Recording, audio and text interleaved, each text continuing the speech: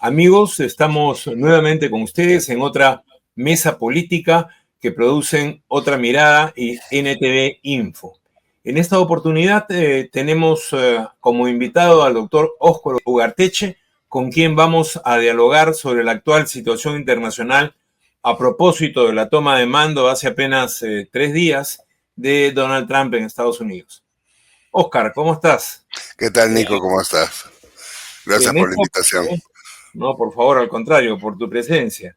En esta oportunidad tenemos un tema ad hoc, digamos, para conversar contigo, ¿no? La juramentación de Donald Trump, un discurso que ha sido calificado hasta como incendiario por algunos, ¿no? Bastante poco diplomático para una inauguración presidencial, sobre todo en el ambiente político norteamericano, que en el discurso o en este tipo de discurso suele ser más bien recatado. El primer elemento sería pensar en por qué un discurso de ese nivel de agresividad, ¿no? De ese nivel de agresividad que nos hace recordar, pues, los tiempos del imperio desfachatado, no de la hegemonía imperial, como dice Perry Anderson, sino acá yo soy el más fuerte, ¿no? ¿Cómo ves ese aspecto tú? Yo creo que el discurso, un discurso que dice con palabras, recupera el concepto de excepcionalismo. O sea, Estados Unidos es el único país que puede hacer lo que quiere porque le pone las reglas del juego al mundo, ¿no? Ese es el principio del excepcionalismo. Y nos lo ha recordado y se lo ha dicho a China. A China le ha dicho, yo hago lo que me da la gana, tú haces lo que yo te digo. Es el mensaje del excepcionalismo. El otro mensaje, que también es de principios del siglo XX, es el del expansionismo. Ese mensaje, digamos, contraviene lo que se acordó en el Tratado de San Francisco, la Carta de San Francisco de 1944, cuando se fundó Naciones Unidas. Se dijo que nunca más habrían guerras de expansión. Bueno, Israel ha demostrado que sí pueden haber guerras de expansión y que además Estados Unidos las financia. Eso está clarísimo. Y Trump nos ha dicho a nosotros en América Latina, yo puedo hacer una guerra de expansión. Ojo. Entonces, aquí tenemos un problema doble, ¿no? O sea, hay un mensaje a China y hay un mensaje para nosotros. Y el mensaje para nosotros en América Latina es, ellos pueden hacer una guerra de expansión y, como son excepcionales, pueden hacer lo que les da la gana. Sí, eso es muy agresivo y muy Teodoro Roosevelt, 1908, el gran garrote, ¿no? Así es, eso es lo que es. Tenemos por un lado entonces una confrontación con las leyes de su propio país, ¿no? Tanto el New York Times ayer, hoy, como el diario El País de España han señalado que el discurso choca frontalmente en varios aspectos, 3 o 4, con la letra de la Constitución de Estados Unidos, e incluso la sorpresa, más allá de lo que se piense sobre el punto, en el tema de TikTok, choca con una ley aprobada por el Congreso de Estados Unidos, promulgada por el presidente y respaldada por su Corte Suprema. Ellos que tanto orgullo muestran sobre su sistema político-judicial, ¿no? Eso por un lado. Y por otro lado, si bien Estados Unidos es reticente a los compromisos internacionales, como tú has señalado, tiene compromisos en los cuales ha tomado la iniciativa, la Carta de las Naciones Unidas, pero más cerca de nosotros, digamos, la OTAN por un lado y el propio sistema interamericano, ¿no? Que se supone es un sistema que promueve la democracia y la paz, ¿no? Eso en cuanto al choque con lo establecido en términos de letra jurídica, ¿no? Pero, ¿cómo ves tú esta actitud del intento de liderazgo agresivo de Donald Trump respecto de la crisis del capitalismo, ¿no? La crisis del 2008, porque muchas veces dicen, bueno, tú mismo te lo he escuchado, esto tiene que ver con la irresolución de la crisis capitalista del 2008, ¿no? Un poco que se ha seguido viviendo mientras tanto en términos de economía política global, ¿no? ¿Cómo este liderazgo agresivo, cuál sería la alternativa para solucionar digamos, más allá de que sea factible o no, cuál sería el cuento que están exportando y que ellos mismos se creen para rehacer un capitalismo a su medida, ¿no? Mira, lo primero que a mí me llama la atención del paquete de leyes que ha pasado ayer es ha eliminado todas las leyes que protegen a los ciudadanos estadounidenses contra la discriminación. Todas. O sea, ahora, a partir de hoy, tú puedes en Estados Unidos hacer lo que te dé la gana con tu discriminación contra los negros, contra los indios, contra los latinos, contra quien quieras, contra los maricones, contra las mujeres, contra lo que te dé la gana. Puedes hacer lo que te dé la gana porque ya no hay ninguna ley ninguna ley ha quedado que protegen a las minorías o que protegen la diversidad. Eso me parece que es sorprendente para un país que en su momento fue el país que lideró las igualdades, la revolución, el tema de la igualdad de los negros en Estados Unidos en la década del 60, el tema de la revolución de las mujeres en la década del 70, la revolución gay en su momento. Bueno, todo eso se fue a la basura y la discriminación regresó. El trato a los migrantes, que estaba protegido, reprotegido, cuidado, escolaridad especial para los hijos de migrantes con cuidado y no sé qué, todo eso desapareció. Entonces, ¿qué es lo que quiere? Aquí hay dos cosas. O sea, esto no es solamente el capitalismo en términos de acumulación de capital, de renovación de rentabilidad. Aquí lo que hay es un restablecimiento del orden social blanco. Eso, el orden social blanco, y esa es la expresión de Musk, con el brazo levantado a lo Hitler, yo creo que es por ahí. O sea, ahí hay un tema de racismo puro. Y, no, y ahí también una cosa, Oscar, en la propia ideología de la democracia liberal que Estados Unidos ha vendido a lo largo y ancho del planeta, siempre han repetido que tiene un pilar en el respeto de las minorías. Es más, claro. cuando le han reclamado a otros sobre sus regímenes democráticos, han puesto eso por delante, ¿no? Sí, sí. Se trata no solo de una democracia electoral, sino también de respeto a las minorías, Sí, ¿no? ellos han usado el tema de derechos humanos como herramienta, ¿no? Bueno, yo creo que ya no lo van a poder usar como herramienta. Porque ya, digamos, esto lo que es, en primer lugar, el paquete de leyes lo que ha hecho es consolidar o intentar consolidar el supremacismo blanco. Y eso a mí me sorprende, digamos, en mi vida, yo caminé por las veredas cuando los blancos y los negros caminaban en veredas separadas. Yo estuve en Estados Unidos en el año 58 y recuerdo eso que a mí me llamó tanto la atención, en el mundo donde, en Lima por lo menos, nadie cruzaba en ninguna calle porque había una persona de otro color. En Texas, que es donde estuve cuando tenía 8 años, se cruzaba la calle, había un tema con los autobuses. Bueno, eso cambió a lo largo del tiempo y ahora hemos vuelto al supremacismo blanco. Eso yo creo que ese es el primer gran mensaje. El segundo gran mensaje es el tema de la vida humana, nos importa nada. Acá lo que nos importa es vamos a hacer dinero a todo costo. Entonces, los migrantes, uno, no entran, y si entran los matamos. Y además, como no tienen derechos, o sea, que ni protesten. Y no he terminado de revisar todo el paquete, porque es inmenso el paquete de leyes que han pasado. Esto que corresponde a la ley de 1798, la ley del trato al enemigo. Han declarado a los carteles de las drogas como organizaciones terroristas. Al declarar a los carteles de las drogas como organizaciones terroristas, Estados Unidos tiene el derecho, por el principio de la excepcionalidad, de ir tras las organizaciones terroristas a donde estén, cosa que ha hecho en África. Ahora, si hace eso acá, México, vamos a tener tropa americana en Sinaloa. Y Sinaloa está del otro lado del río. O sea, hay un puentecito que junta a Texas y Arizona y estos con los estados fronterizos. Y es un puente, son puentes chiquititos. O sea, eso lo cruzas, lo pasas con tanques, con tanquetas, con lo que tú quieras, o con aviones. Pero estás en la frontera. Es en la frontera donde están los grandes carteles actuando.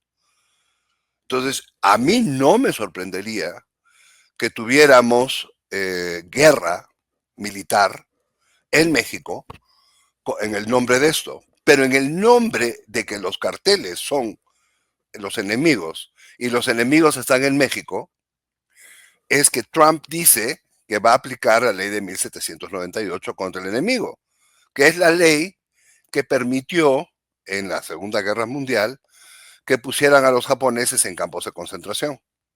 Bueno, los recogieron de toda América Latina, no solo de Estados Unidos, y los pusieron en Imagínate, campos de concentración, porque la gente imagínate. aquí más se escondía, los japoneses o los niseis y limeños se escondían para Así que no es se que los llevaran allá. vamos a ver Pero, qué más pasa acá, ¿no? O sea, la amenaza de esa ley, que yo no sé si esa ley tiene que sí ser refrendada en el Congreso, porque eso creo que esa tiene que pasar por un proceso más. Yo creo que la amenaza del uso de esa ley es una amenaza a todos nosotros. bueno, en realidad todos los decretos presidenciales norteamericanos, las órdenes ejecutivas, como ellos dicen, están sujetas a revisión congresal. El tema, son similares a nuestros decretos de urgencia. El tema es qué Congreso los va a revisar, porque tienen mayoría en las dos cámaras, ¿no? Salvo que se parta del Partido Republicano, lo cual no parece estar cercano, van a funcionar como leyes en la práctica, ¿no? Ahora, pensando en la probabilidad, digamos, de que todo esto se lleve a la práctica, conocemos a la derecha norteamericana y sabemos que está en estos momentos con una actitud de llevar todo esto a la práctica, ¿no? Sin embargo, ¿cómo ves tú la correlación de fuerzas dentro de Estados Unidos a nivel occidental, de europeo, de Japón, Corea y a nivel latinoamericano para que esta actitud imperialista agresiva se lleve a la práctica, digamos? ¿Cómo ves la correlación de fuerzas? Es que volvamos a nuestra competencia entre grandes potencias, ¿no? Que es el marco donde estamos actuando. Esta gran potencia está haciendo esto. Esa gran potencia tiene como círculo de influencia a Europa, al G7, incluido Japón, y a nosotros. Somos su círculo de influencia. Ahora, todo ese círculo de influencia no está de acuerdo con el supremacismo blanco. Ese es el primer punto. El segundo punto es todo ese círculo de influencia está en total desacuerdo con la actitud hacia la actitud hacia los migrantes y la eliminación de los derechos de las personas que migran, inclusive por razones de cambio climático. Es decir, ¡qué bestia!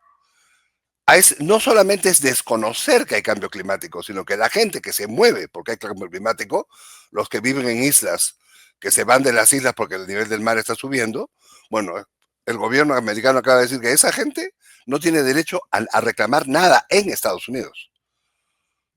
Entonces, lo que estás diciendo es que el mayor responsable del calentamiento global hoy no es responsable de absolutamente nada. Y además va a seguir haciendo calentamiento global. Entonces, esas cosas, yo creo que a los aliados de este gran poder que está en competencia con China, les suena pésimo. O sea, está rompiendo la base de las alianzas más elementales. O sea, Estados Unidos tiene una alianza elemental con México, antiquísima. Bueno, esa alianza elemental con México la está rompiendo, la está haciendo añicos. Ahora, ¿qué va a ganar con eso? No sé. Porque en términos de rentabilidad y de reestructuración del capital, eso no le hace, no viene al caso. No es por ahí. Y el rezago tecnológico estadounidense no se resuelve de esta manera. O sea, el Con rezago tarifas tecnológico arancelas. estadounidense hay que atender el problema. Digamos, tienen un problema de falta de acumulación de conocimientos. Ese problema de falta de acumulación de conocimientos lo tienen que resolver poniendo dinero en conocimientos y no eliminando las fuentes de conocimiento ajenas. ¿Qué vas a Bueno, hacer? además la historia señala que no tiene mayor efecto tomar ese tipo de medidas, ¿no? Además, encima, La experiencia encima tenemos la histórica, historia. la experiencia histórica señala lo contrario. Es muy Pero, mala. ¿cuál es el razonamiento de esta gente atrás, digamos, de sus asesores, Políticos. digamos, políticos, tecnológicos, económicos? O sea, ¿qué pensamiento hay atrás? ¿Cómo ves tú eso? Y yo Porque creo que hay un pensamiento adobe, un pensamiento de esos que no tiene porosidad, es un pensamiento ladrillo, es un pensamiento sólido, sin que no respira, ¿no? En ese pensamiento, nosotros estamos compitiendo contra los chinos, nosotros les vamos a decir a esos chinos cómo es la cosa y vamos a subordinar al mundo. Alemania 1936, más o menos. Ese es el ánimo. Ese es el ánimo. Nosotros les vamos a enseñar a esos quién es papá, quién pone orden acá. o sea, en última instancia, la política y la opción militar por delante de la economía, Ah, ¿no? largamente, largamente. Del tema del supremacismo blanco, que es el que a mí me ha sorprendido, es lo que guía, es el ánimo que guía todo esto. Nosotros vamos a demostrarle a esos chinos que nosotros podemos hacer lo que queremos y los vamos a subordinar a todos. Y eso comienza, por supuesto, los primeros subordinados son los de la OTAN, ¿no? Son los primeros. O sea, mis aliados se convierten en mis subordinados. Y nosotros, que ya estábamos subordinados, ¿en qué nos convertimos? En las zapatillas. Bueno, Claro. pero entonces el escenario, o mejor dicho, el peligro inmediato de la guerra se hace realidad, Sí, ¿no? pues, es lo que dice Allison hace unos años, fue lo que dijo el profesor Allison de Harvard. Dijo, la competencia entre las grandes potencias se resuelve con una guerra, con unas pocas excepciones. Y Estados Unidos, que es el país débil, lo que está es buscándole guerra al otro, al joven, con el argumento de que ellos tienen más armas que los otros. Pero como sabemos, en las guerras, el que gana no es el que tiene más armas, sino el que tiene más energía. Y Estados Unidos lo que se llama energía no tiene, o sea, lo que tiene es un déficit fiscal gigantesco, una deuda pública de 130% del Producto Bruto, una falta de crecimiento que ya tiene 16 años y no logra poner en marcha su economía porque no ha logrado hacer lo que ya hizo China y lo que están haciendo en Europa, que es el cambio de la matriz energética.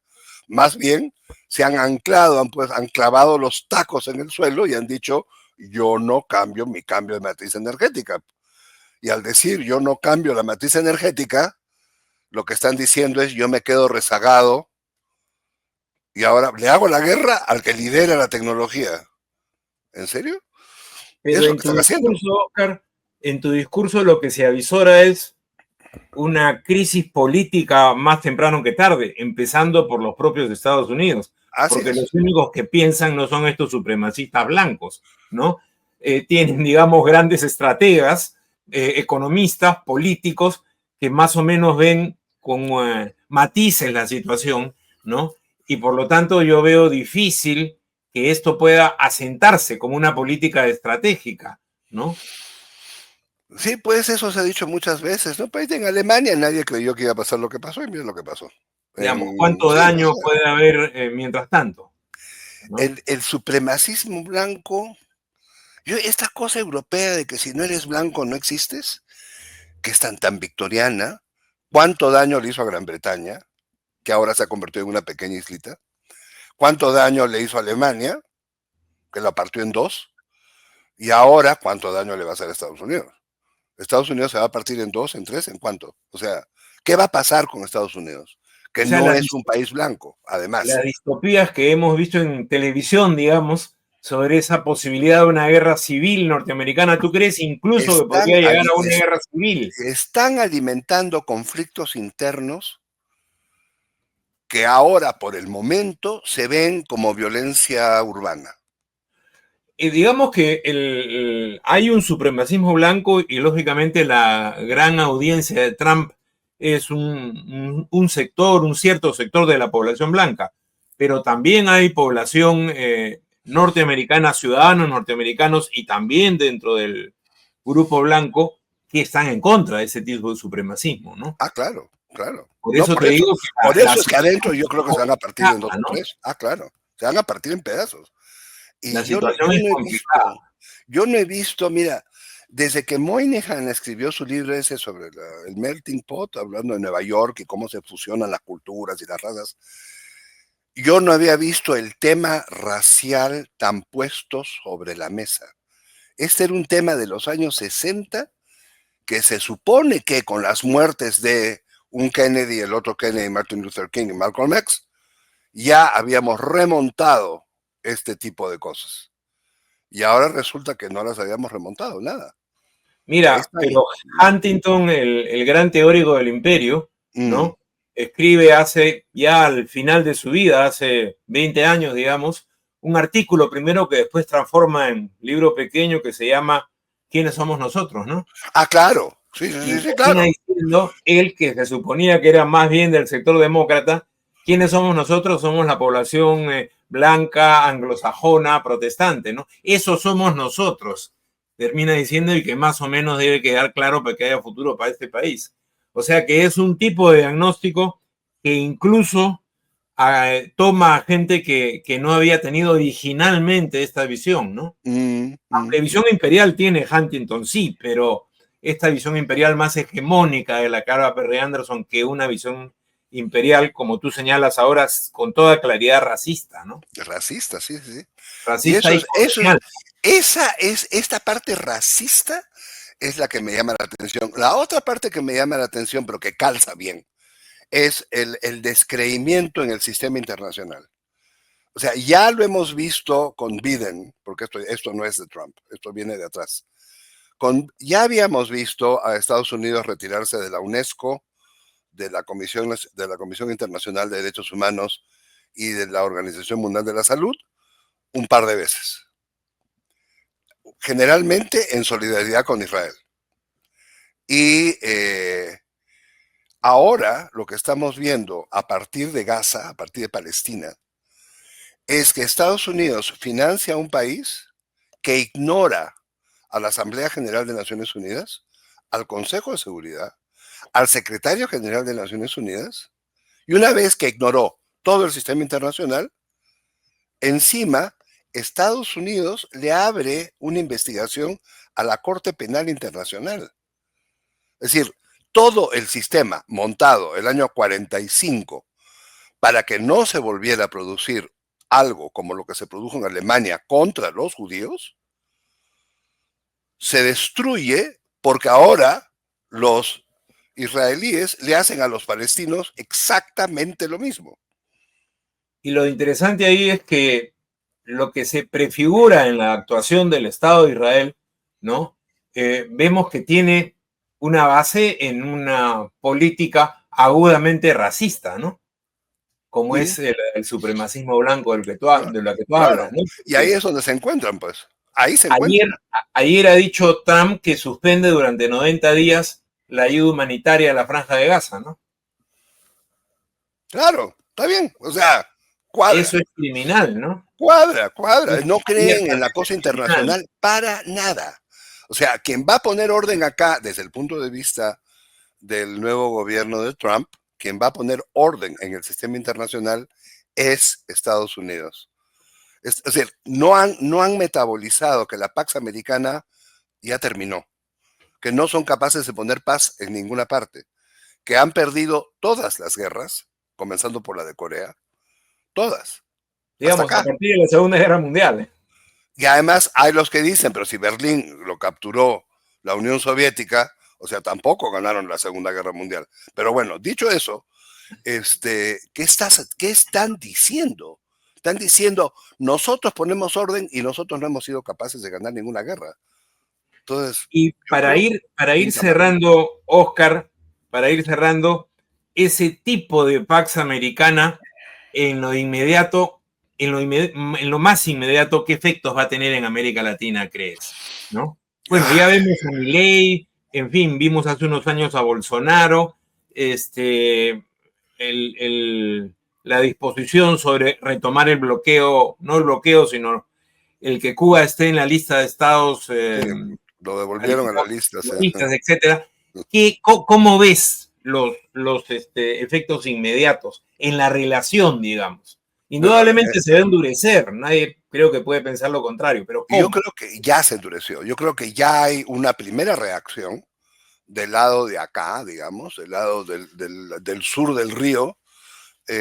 Los que estamos de México hacia el sur, menos Argentina, que parece que están en otro planeta, estamos todos muy preocupados por lo que ya era la militarización de la política exterior, porque eso viene de atrás, pero ahora se va a convertir en de verdad. O sea, ahora sí, ya no es política exterior, ahora es tropa.